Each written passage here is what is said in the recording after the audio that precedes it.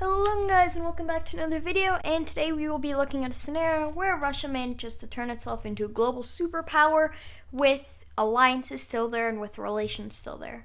So I am going to have to change a few things and give them a few benefits, because without it I really don't see them expanding without total war, and this is not a total war video.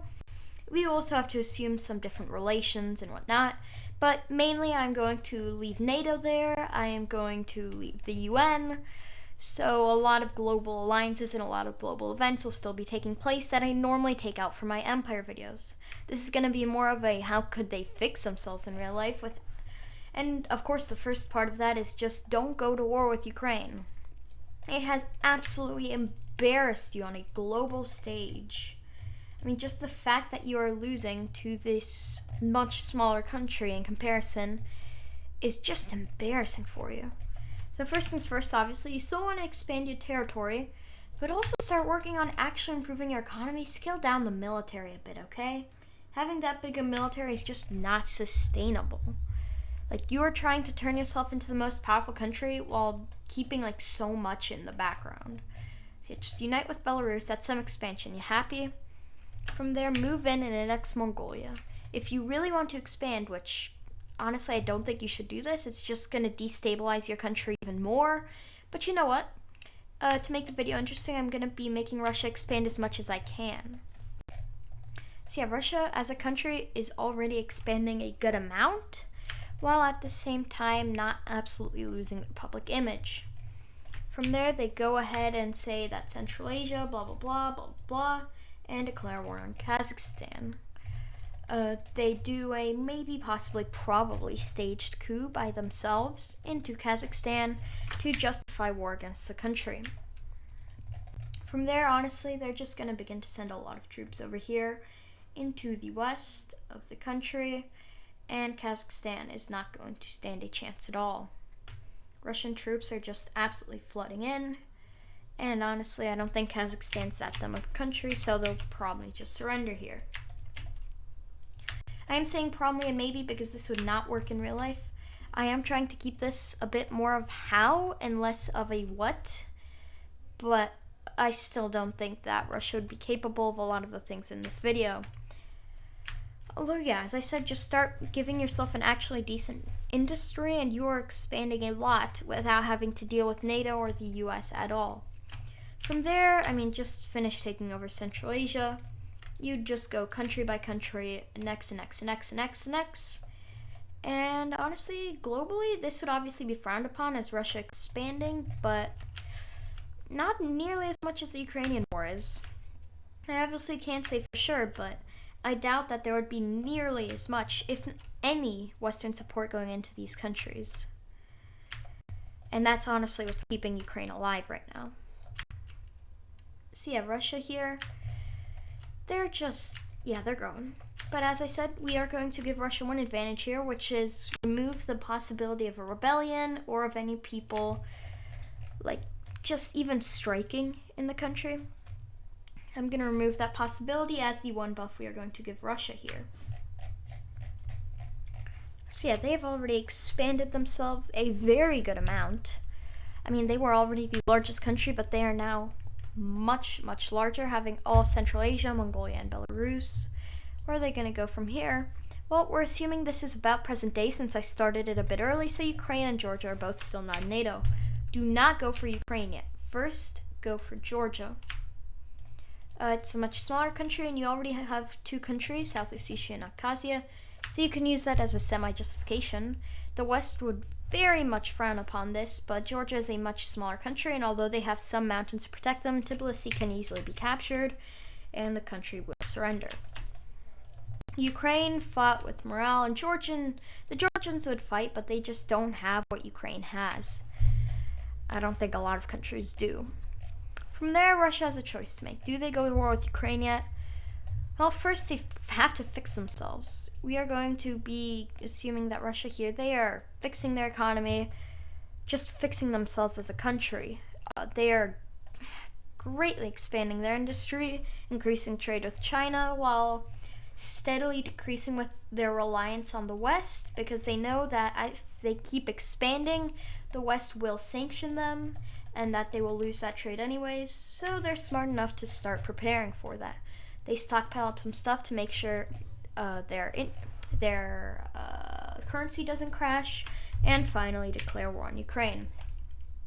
And here they're just going to be doing a few smarter things. First things first, in the beginning of the war, Russia tried to take air superiority. They failed at that somehow. So here we're going to be assuming that they do manage to take the full air superiority. They also technically own Crimea here, but honestly I don't recognize it. I recognize it as occupied territory. So Ukraine has it on this map, but normally Russia would own that. So yeah, just looking at this map, it's already looking way worse for Ukraine. But Russia here, it's just going to be a few strategical things that they do correctly that is going to allow them to win. First things first, full naval superiority. They completely cut off Ukraine from the sea and then begin to blow up any ships that they may have while bombing some major cities such as Odessa.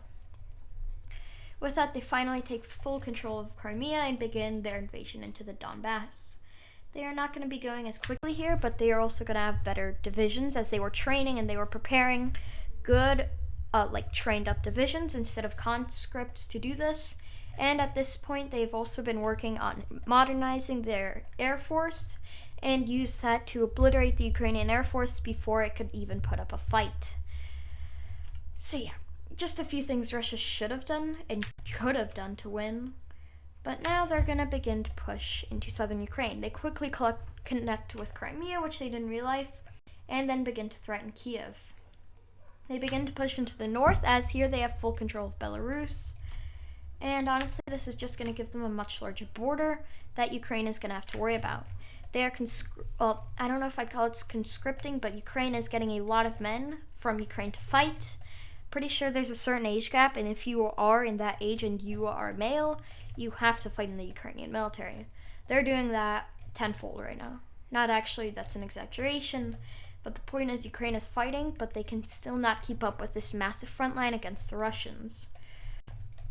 From there, the Russians begin to meet up along the river, the Dnieper, and this is really going to be terrible for Ukraine as they're also pushing down it and capturing Kiev. With the fall of Kiev, the Ukrainians honestly just begin to fall. The Russians make a major operation to capture the coastline, which goes successfully. Now Ukraine's capital is over here in Lviv. Lviv, I think that's how you pronounce it, Lviv. No idea though. And Russia's now pushing into the east. They made a massive pocket, which quickly falls. And they have now pushed past the river, past anything really. I mean, it's still going to be difficult to invade, but that's mainly because of the Ukrainian military now. So yeah, Ukraine has lost a lot of land here, and as the war is about to end, Russia goes ahead and ends it off by declaring war on Moldova. So yeah, Russians, I know you want to expand.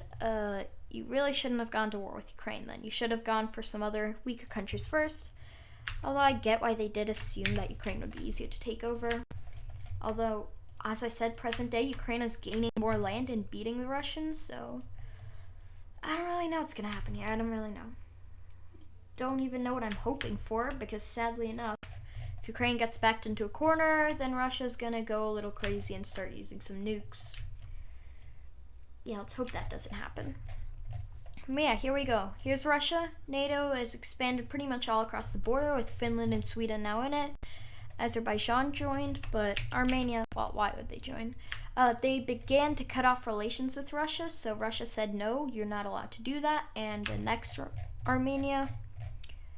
So yeah, Russia now, I mean, in real life, honestly, I just consider the US and China superpowers. Russia is a power, but not a superpower. Here, I think they have cemented themselves as a superpower, and the West, especially Poland, is now very, very scared, along with the Baltics. So yeah, I hope you guys enjoyed this video. It's a bit different, but if you like the idea, then I can do some other countries. Some other countries that, I mean, they're doing something, it's not going great. As I said, the Ukrainian war isn't going great for Russia, but if they could manage to expand to this point, I think they would be their max before they would be beaten back again. Honestly, this would never exist. This would never survive, even if it did exist. Too many, minorities, too many cultures, too many ethnicities. Language isn't too different, so that wouldn't be too bad. But, I mean, there aren't a lot of people in Mongolia either, so that wouldn't be an issue. But this would still never exist, with especially over here in Ukraine and down here in Georgia, revolting against the Russian rule. With that though, I do hope you guys enjoyed this video, and I will see you all next time. Bye.